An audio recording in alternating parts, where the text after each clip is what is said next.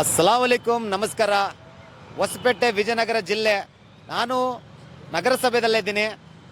ನಾನು ಅಂದರೆ ಮಾನವ ಹಕ್ಕುಗಳ ಒಕ್ಕೂಟ ಜಿಲ್ಲಾ ಅಧ್ಯಕ್ಷ.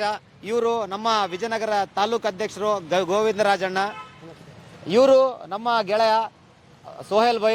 ಈ ದಿನ ಇಲ್ಲಿ ವಿಡಿಯೋ ಮಾಡೋ ಉದ್ದೇಶ ಏನಪ್ಪ ಅಂತ ಹೇಳಿದ್ರೆ, ಈ ಹಿಂದೆ ಹಕ್ಕುಪತ್ರಕ್ಕೆ ಎಲ್ಲ ಏರಿಯಾಗಳಲ್ಲಿ ಬಂದು ರೆಕಾರ್ಡನ್ನು ತಗೊಂಡು ಇವತ್ತು ಡಿ ಕಟ್ಕೊಂತಿದ್ದಾರೆ. ಅದನ್ನ ಕೆಲವೊಬ್ರು ಹಕ್ಕುಪತ್ರಕ್ಕೆ ಡಿಡಿನೂ ಕಟ್ಟಿಲ್ಲ, ರೆಕಾರ್ಡ್ಸ್ ಅಲ್ಲಿ ಹೆಸರು ಇಲ್ಲ, ಅವ್ರ ಊರಲ್ಲಿಲ್ಲ ಅಂತ ಹೇಳ್ತಾ ಇದ್ರು. ಅದನ್ನ ಹೊಸ ಹಕ್ಕುಪತ್ರ ಪಡ್ಕೋಬೇಕು ಅಂದ್ರೆ ಹೆಂಗೆ ಅಂತ ಜನ ಕೇಳ್ತಾ ಇರೋದು.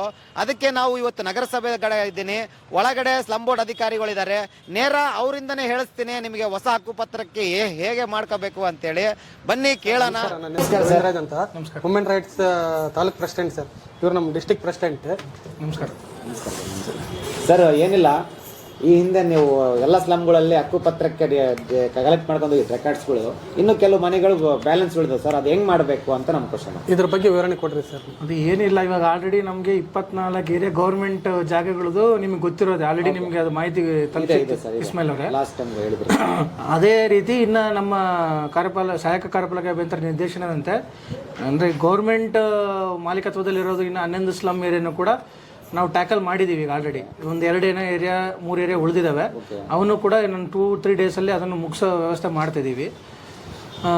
ಅಲ್ಲಿಗೆ 35 ಏರಿಯಾ ನಾವು ಕವರ್ ಮಾಡ್ದಂಗಾಗುತ್ತೆ. So thank you. ಈಗ ಇನ್ನು ಕೆಲವು ಏರಿಯಾಗಳಲ್ಲಿ ರೆಕಾರ್ಡ್ಸ್ ಅನ್ನ ನೀವು ತಗೊಂಡು ಡಿ ಕಲೆಕ್ಟ್ ಮಾಡಿ ಹೋಗ್ತಿದ್ರಿ.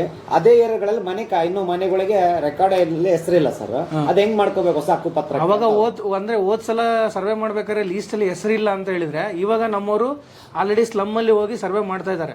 ಸರ್ವೆ ಮಾಡ್ಬೇಕಾದ್ರೆ ಹೋದ್ ಸಲ ಯಾರು ಅವಾಗ ಮಾಹಿತಿ ಕೊಟ್ಟಿಲ್ಲ, ಅಂದ್ರೆ ದಾಖಲಾತಿಗಳನ್ನು ನಮಗೆ ಕೊಟ್ಟಿಲ್ಲ. ಅವರು ಇವಾಗ ಅದನ್ನ ದಾಖಲಾತಿ ಕೊಟ್ರೆ ನಾವು ಅದನ್ನ ಕನ್ಸಿಡರ್ ಮಾಡ್ತೀವಿ. ಸೊ ಇವಾಗ ಕನ್ಸಿಡರ್ ಮಾಡಿದ್ಮೇಲೆ ಅವ್ರ ಮನೆಯದು ಸರ್ವೆ ಮಾಡಿ, ಅವ್ರ ಮನೆಯದು ಮೆಜರ್ಮೆಂಟು ಚಕ್ಬಂದಿ ಎಲ್ಲ ತಕೊಂಡು ಅವ್ರಿಗೆ ಹೊಸದಾಗಿ ಹಕ್ಕುಪತ್ರ ಈಗ ನೀವು ಎಲ್ಲರ ಜೊತೆ ಕೊಡ್ತೀವಲ್ಲ, ಆ ಮೂಮೆಂಟ್ ಅಲ್ಲಿ ಅವ್ರಿಗೂ ಇಶ್ಯೂ ಮಾಡ್ತೀವಿ. ಸರ್, ಅವರು ಇಲ್ಲಿಗೆ ಬಂದು ಕೊಡ್ಬೇಕಾ, ಏನ್ ನೀವು ಅಲ್ಲಿ ಯಾರು ಸ್ಲಂಬರ್? ಇಲ್ಲ, ನಮ್ಮಲ್ಲಿ ನಮ್ಮ ಹುಡುಗರು ಸರ್ವೆಗೆ ಬಂದಾಗ ಅಲ್ಲೇ ದಾಖಲಾತಿಗಳು ಇದ್ರೆ ಅಲ್ಲೇ ಕೊಟ್ರೆ ನಡೀತೈತಿ. ಇಲ್ಲ ಅವಾಗ ಜೆರಾಕ್ಸ್ ಇಲ್ಲ ಅದಿಲ್ಲ ಅಂತ ಹೇಳಿದ್ರೆ ನಮ್ಮವರು ಅಲ್ಲಿ ಮೆಜರ್ಮೆಂಟ್ ಎಲ್ಲ ಮಾಡ್ಕೊಂಡ್ ಬಂದಿರ್ತಾರೆ. ಅದು ನಮ್ಮ ಹತ್ರ ಮಾಹಿತಿ ಇರುತ್ತೆ.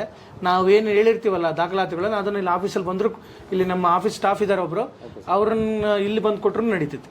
ಸರ್, ಇದು ಅವರಿಗೂ ಹಕ್ಕುಪತ್ರ ಸಿಗುತ್ತೆ, ಜೊತೆಗೆ ಸಿಗುತ್ತೆ. Thank you sir. ಸರ್, ಇದು ಒಂದು ನಿಮಿಷ ಸರ್, ಇದು ಹೊಸ ಹಕ್ಕುಪತ್ರದ ಒಂದೆರಡು ಮಾತು ಹೇಳ್ರಿ ಸರ್. ಅದೇ ಹೊಸದಾಗಿ ಹಕ್ಕುಪತ್ರ ಅಂದ್ರೆ ಅದೇ ಹೇಳಿದ್ನಲ್ಲ, ಇವಾಗ ಯಾರ್ದು ಬಿಟ್ಟೋಗಿದೆ ಹೋದ್ ಸಲ ಸರ್ವೆ ಮಾಡ್ಬೇಕಾದ್ರೆ, ಇವಾಗ ಅವರು ಇಚ್ಛಿಸಿದ್ದಲ್ಲಿ ಅಂದ್ರೆ ಅವರು ಡಿ ಕಟ್ಬಿಟ್ಟು ನಾವು ಹಿಂಗೆ ಸ್ಲಮ್ ನಿವಾಸಿಗಳಿಂದ ನಾವು ಚಕ್ಬಂದಿ ಒಳಗಡೆ ನಮ್ಮ ಬೌಂಡ್ರಿ ಒಳಗಡೆ ಬಂದ್ರೆ ಮಾತ್ರ ಅವರಿಗೆ ನಾವು ಹಕ್ಕುಪತ್ರ ಕೊಡೋ ಅವಕಾಶ ಇರುತ್ತೆ. ನಾವು ಹಕ್ಕುಪತ್ರನು ಕೊಡ್ತೀವಿ. ಸರಿ ಸರ್, ಥ್ಯಾಂಕ್ ಯು ಸರ್. ಹೀಗೆ ತಾನೇ ನಮ್ಮ ಮುನ್ಸಿಪಾಲಿಟಿಯ ಸ್ಲಮ್ ಬೋರ್ಡ್ ಅಧಿಕಾರಿಗಳು ಕೊಟ್ಟ ಮಾಹಿತಿ ಪ್ರಕಾರ ತಮ್ಮ ಹಕ್ಕುಪತ್ರಗಳನ್ನು ಸೂಕ್ತ ದಾಖಲೆಯನ್ನು ತಂದು ಪಡೆದುಕೊಳ್ಳಬೇಕೆಂದು ನಮ್ಮ ಸ್ಲಮ್ ಬೋರ್ಡ್ ನಿವಾಸಿಗಳ ಹತ್ರ ವಿನಂತಿ ಮಾಡಿಕೊಳ್ಳುತ್ತೇನೆ. ಜೈ ಹಿಂದ್, ಜೈ ಭೀಮ್.